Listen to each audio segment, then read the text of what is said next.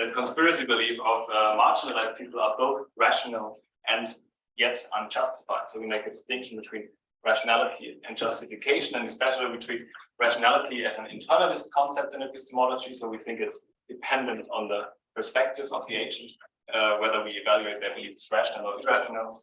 And a justification would be an externalist concept where it's not just dependent on the agent's perspectives, but on other factors that we will be talking about. So we think that by doing this, we find a nice middle ground between particularism and generalism. And the idea is that the rationale part is supposed to support the particularism, and the unjustified part is supposed to explain the ideas or intuitions behind generalism or capture what's valuable about generalism. So this is how we will proceed. We will start with an argument that belief in conspiracy theory isn't delusional. So here we want to rule out that conspiracy theory belief is completely irrational or irrational. So it's subject to rational evaluation. We are somehow responsible for conspiracy theory beliefs. And then in the second part, I will make a case that it can actually be rational to hold a conspiracy theory belief, especially if you're a member of a marginalized group. And then in the third part, really will make a case that belief in conspiracy theory is still unjustified from this externalist standpoint, and explain what that means. Finally, I will try to conclude by saying how we should engage with conspiracy theorists, given our arguments before that. So now I give the word to Anne Law for the first part on delusions. Anne, you can go and share your screen. I do that. Here you go. Can you see my screen? We can. Good afternoon, everybody. Sorry for being far away. So I will directly move on, since we don't have so much time. So as Sebastian just told you, so what we want to do in this talk, so mainly, is to defend the idea that conspiracy beliefs are for a group of people rational.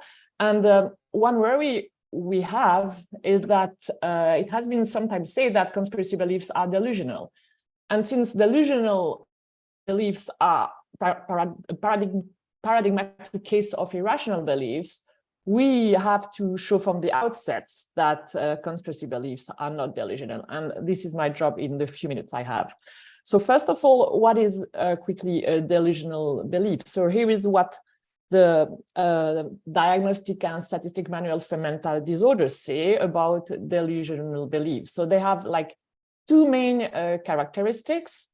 First of all, delusional beliefs is held despite what constitutes incontrovertible and obvious proof or evidence to the contrary. So this is one key feature. And another key feature is that delusional beliefs are not ordinarily accepted by other members of the person's culture or subculture. Yeah. And as I said just before, the worry we have is that if delusional beliefs, since delusional beliefs are paradigmatic instances of irrational belief, if we want, as we want, to show that belief in conspiracy theory are rational, which is Sebastian's job in a few minutes, it would look like a hopeless undertaking if conspiracy beliefs were in fact delusional. So we really have to show that at least some conspiracy beliefs are not irrational.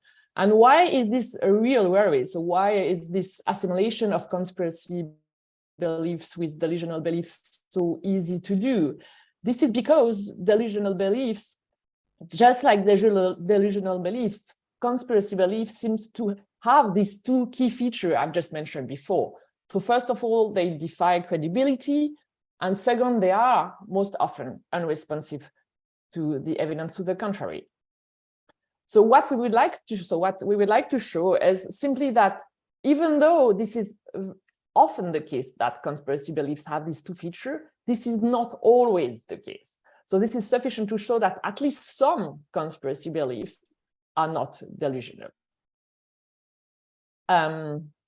So first of all, let me explain why. So people like Bertolotti have considered that conspiracy beliefs are delusional. First, as I said, it's mainly because they seem to instantiate these two key features. So for instance, take the Illuminati conspiracy theory. Yeah. This is typically one of these views that defies credibility. And what do we mean by that? this is one of these claims that you cannot really, you don't want to even start discussing the truth of it with someone.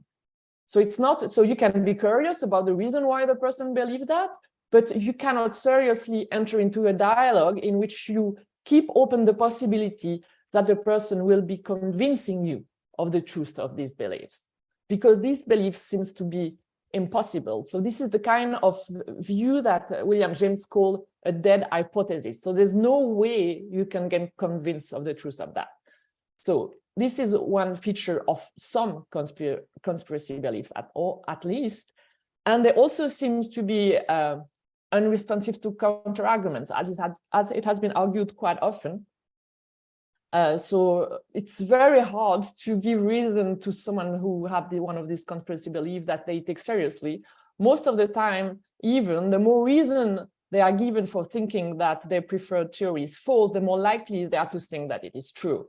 So there is this very strong and pervasive unresponsiveness to contrary evidence.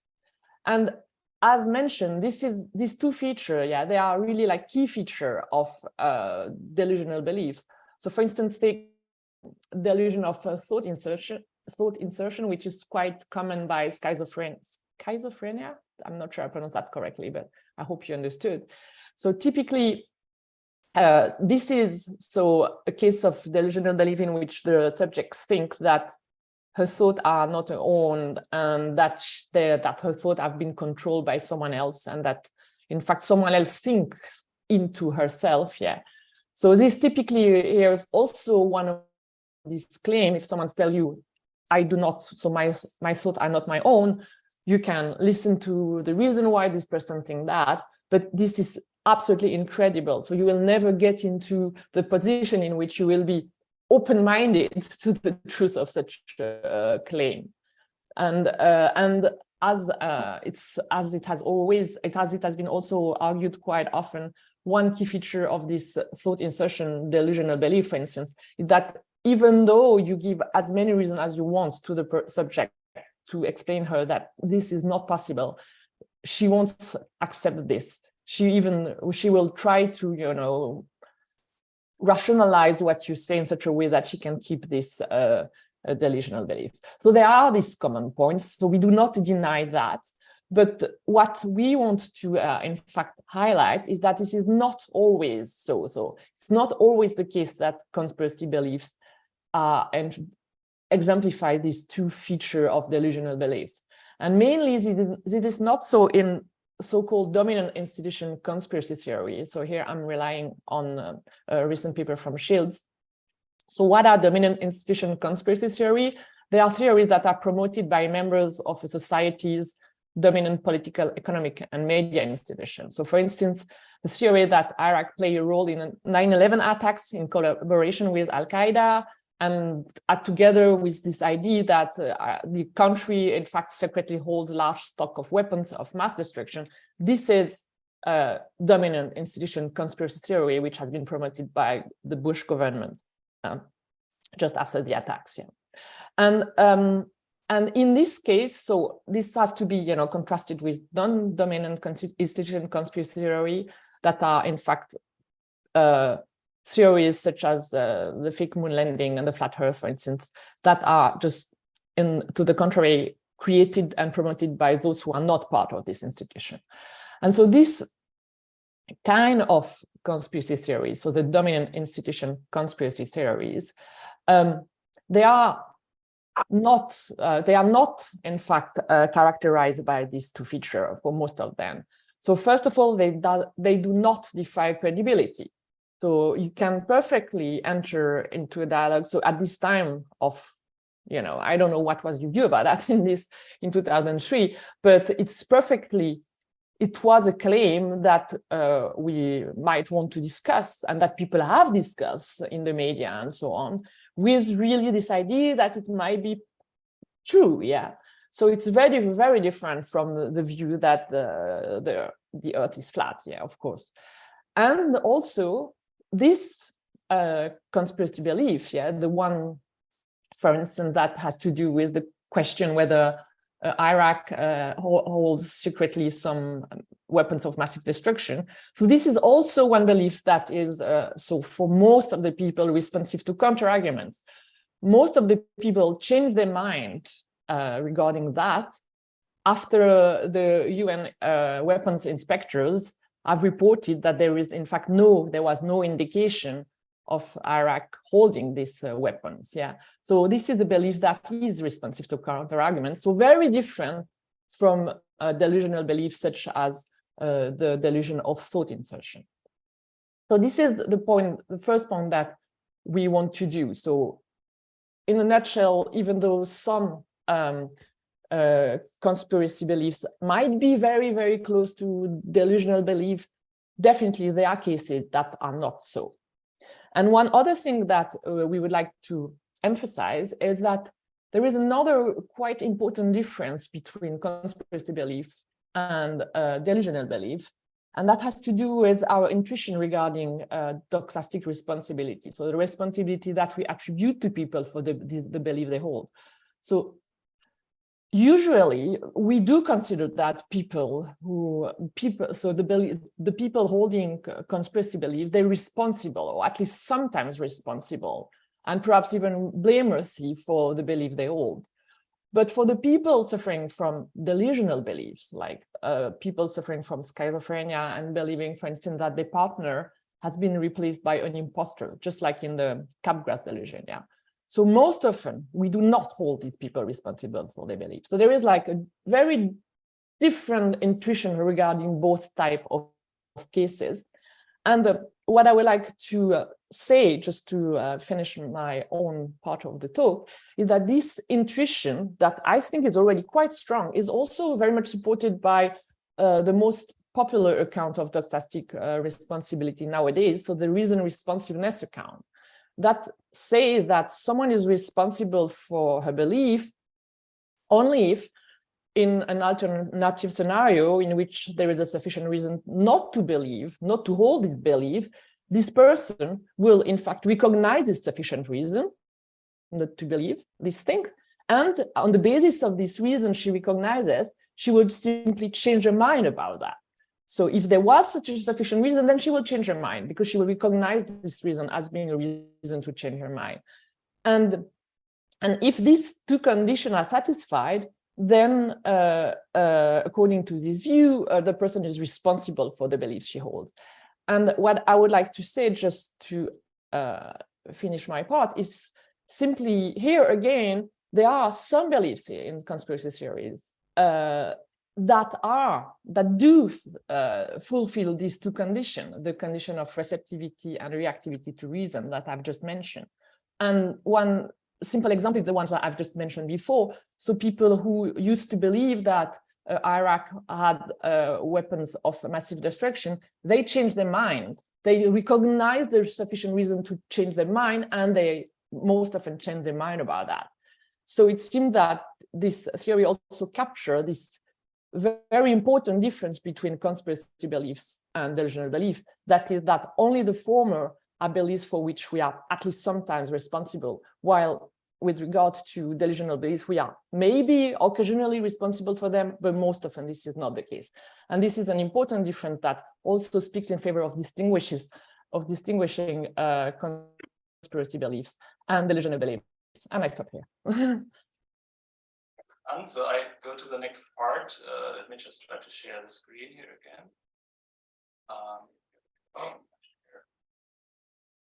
Okay. So now in the next part, we want to make the argument that conspiracy theory belief, especially when held by marginalized people, is often rational. So we start with this assumption in the debate about radical epistemologies, that ideologies like racism or sexism often distort our epistemic perspectives. So one example from this paper by Amir Srinivasan about radical externalism is the sexist woman who has internalized sexist beliefs about her own oppression and takes them granted. And we can conceive the case in such a way that the testimony from perceived epistemic authorities, in this case like the man, the patriarchy, can lead to rational sexist beliefs. So she just defers to the authority in the society that she grows up, and then she adopts these sexist beliefs, and we can assume that her evidence is so misleading that she actually is rational in believing these these things. And so what we want to say is that the epistemic status of conspiracy belief in marginalized people is very similar. So it can be rational, but still unjustified, because in this case, from an externalist point of view, we wouldn't want to call the sexist belief justified. It's still unjustified, but it can be rational due to misleading evidence. So the claim is that due to this epistemic distortion by the privileged, we will say, the privileged are more likely to be blameworthy for the spread of conspiracy theories, while the marginalized are more likely to be rational and excused. So how does this epistemic distortion by the privileged work? Why is it the privileged that we should blame for conspiracy beliefs? So first of all, I think conspiracy theories are often intentional explanations that put the blame on agents that go to come together for some nefarious aim, and so they might distract from structural explanations. So one case would be like replacement conspiracy theories, where the idea is that certain groups of people, like Christians, should be replaced by Muslims or something like that. It's something that Germany was widespread and probably still is. And here in this case, the focus is on intentional explanations. The blame is put on politicians and migrants, and it's just attracting from the racism that you have yourself. And so it might reinforce the perspective and the biases of the privileged, like close-mindedness or intellectual arrogance. If you just avoid focusing on these structural explanations, it might be very uncomfortable for you as a privileged person, because you would have to acknowledge your own racism. Then another point that is famously made by Kazam is that conspiracy theories are kind of propaganda, which is often like put forward by privileged political decision makers, which instrumentalize conspiracy theories. I mean, we had a lot of examples during this conference, like the Sandy Hook conspiracy theory or anti-Semitist conspiracy theories, where they are put forward to like promote right-wing extremist causes or pro-gun attitudes in the US. And again, it's similar to political functions of sexism, which like help to preserve the conservative mindset. So what we want to say is here that conspiracy theories serve the interests of the privileged. And on the other hand, the marginalized are the people who suffer from this kind of epistemic distortion that is caused by the privileged. So there's this phenomenon of epistemic pollution, and our general formula is that if our environment is epistemically polluted by fake news, by fake experts, by conspiracy theories, and so on, and we combine this with the structures of trust and distrust of marginalized people, then we get many cases of rational belief in conspiracy theory. So that's kind of the formula that we're defending. So the epistemic pollution is caused by these powerful actors. The marginalized people have rational distrust in certain institutions that are supposed to provide them with knowledge, but then they don't trust these authorities, and they instead put their trust in alternative sources, and that's how they easily come to hold rational belief in conspiracy theory. So they are especially vulnerable to the epistemic misconduct of the privileged. And just let me try to explain what the mechanism is that I think is roughly behind that. So first, there must be these structures of trust and distrust. You distrust the authorities, you trust the alternative sources instead. And you acquire a conspiracy theory belief from these alternative sources just because you trust them, and that's rational because you trust them. And then finally, once acquired, revising the belief would require over-demanding self-scrutiny, so sticking with this belief is rational as well. So that's a kind of mechanism. The idea is that once you trust the wrong people, you just fall down the road to acquire a lot of faults and bad beliefs. So why is it rational for marginalized believers to distrust the epistemic authorities, trust alternative sources? So the case of distrust, we just refer to Kazam, who says that it's often a case of once bitten, twice shy, and we can here refer to the Tuskegee experiment where syphilis was just left untreated in black men in the United States because they wanted to see how it naturally develops between the 30s and the 70s, so for 40 years. They just didn't tell them that they were experimenting on them.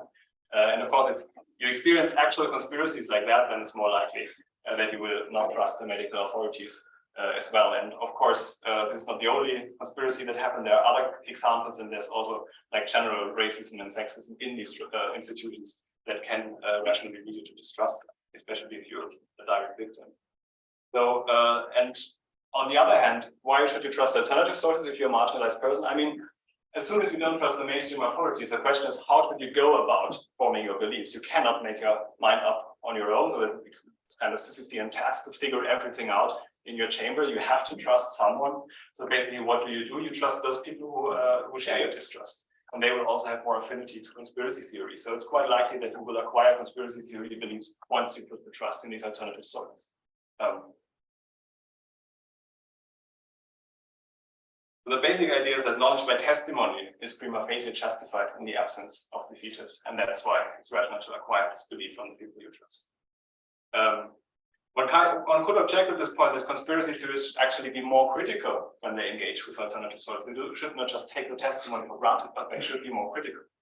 Against this, we want to say that, in fact, we acquire a lot of beliefs nowadays through the internet and also conspiracy theory beliefs. And so since the internet is mostly used for entertainment, critical thinking is often switched off, or like cognitive ease, when we engage with conspiracy theory contents. So this is just some empirical data about French people using the internet, and where they see that most of the things they do on the internet is entertainment. And that doesn't mean that they don't get beliefs from the internet, right? You also get beliefs when you entertain yourself, when you're scrolling through your Facebook feed or when you're watching YouTube videos, and you're doing this in this relaxed mode. And then, of course, if you don't think critically about the sources that you're engaging with, it's easy for you to just take on these beliefs, even if maybe these beliefs contradict your beliefs. So it can be rational. That is one thing I want to claim here, and we can discuss more about this if we have time in the discussion round.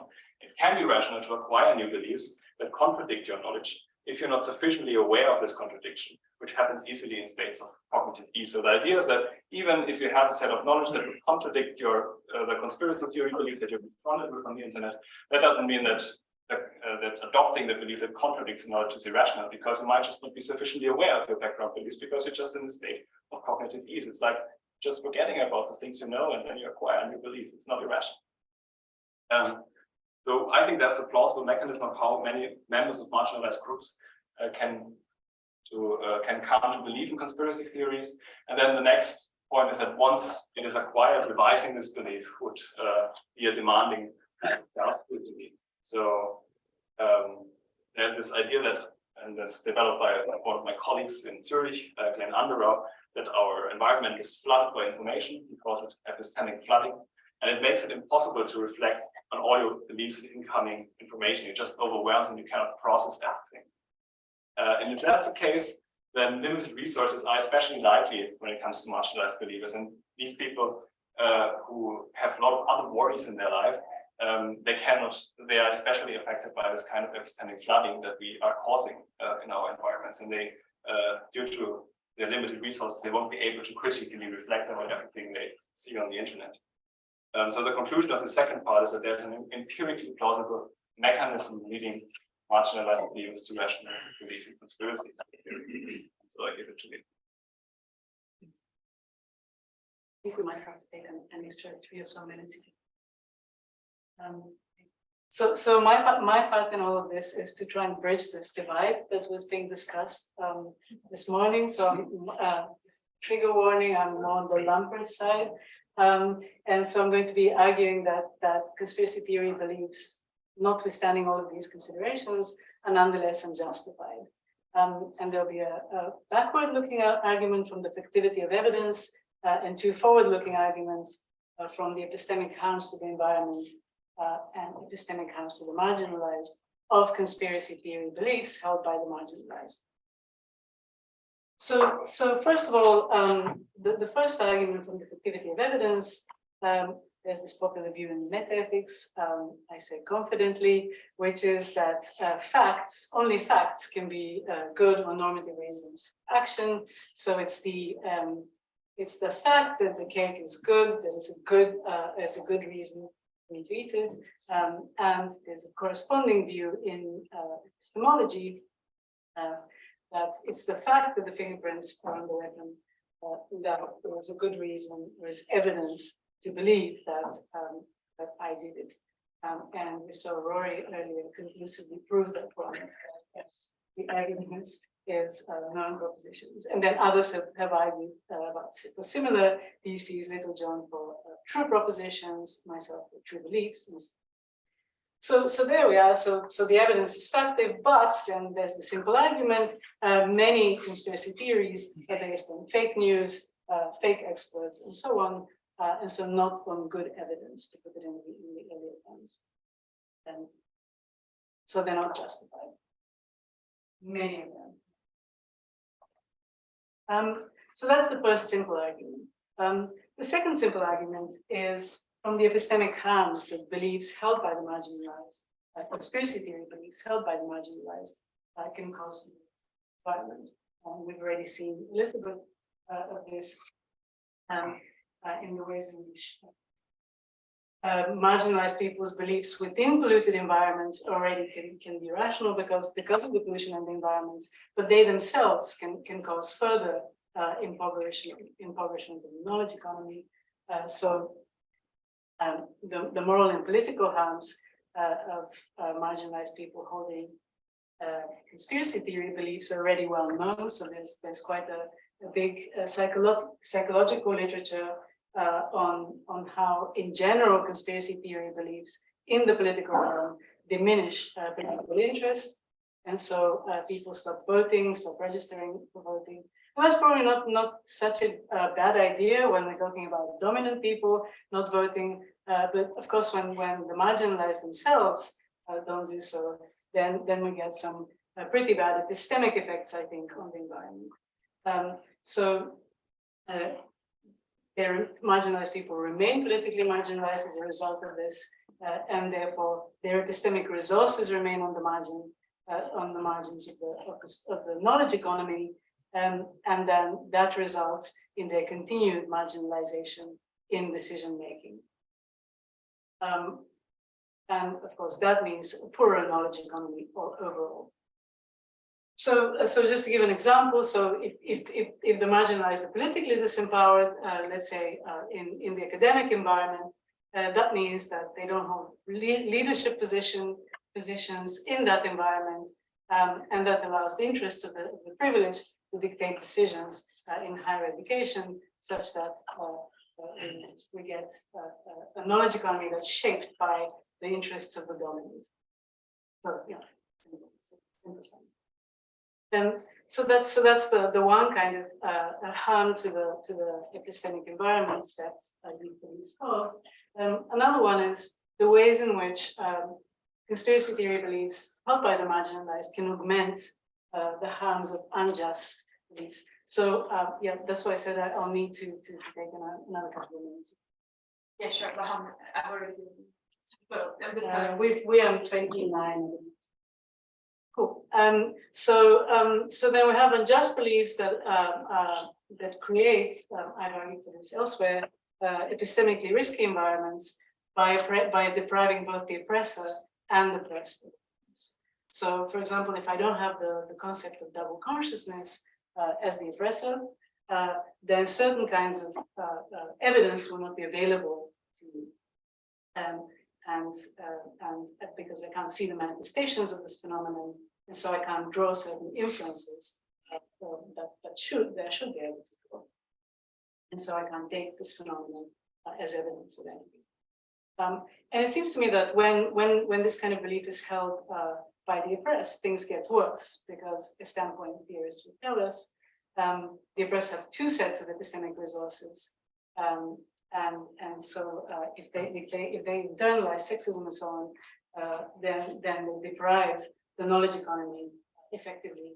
They marginalize their own set of epistemic resources, and so things become worse for everyone. And obviously, when conspiracy theory beliefs are related to this, they seem to cause the same harms. And yesterday, Roland and Daniel gave us very good examples of this. So I think I'm just going to dump the second argument, so we don't overstay our welcome here.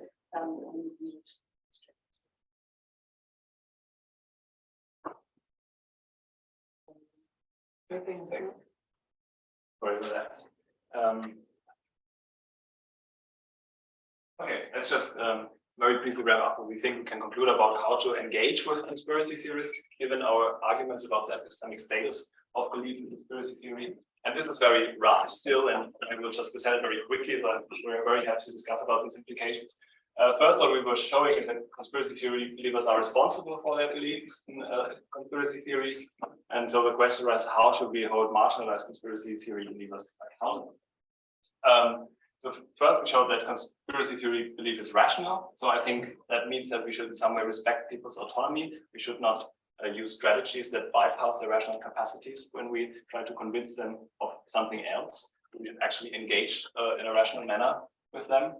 We should not psychologize them. So we should not say that, well, you believe this just because, but we should really take it seriously that they, from their perspective, have very good reasons to believe in conspiracy theories because they trust the wrong people. And then conspiracy theories beliefs are still unjustified, what Lili was just arguing. And here we want to say that convincing conspiracy theories,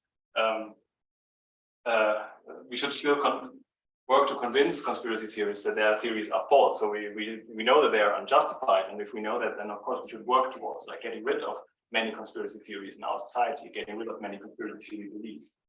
So we could engage in collective reasoning, cultivate rationality and so on, and discuss with each other and really try to get rid of many of these beliefs.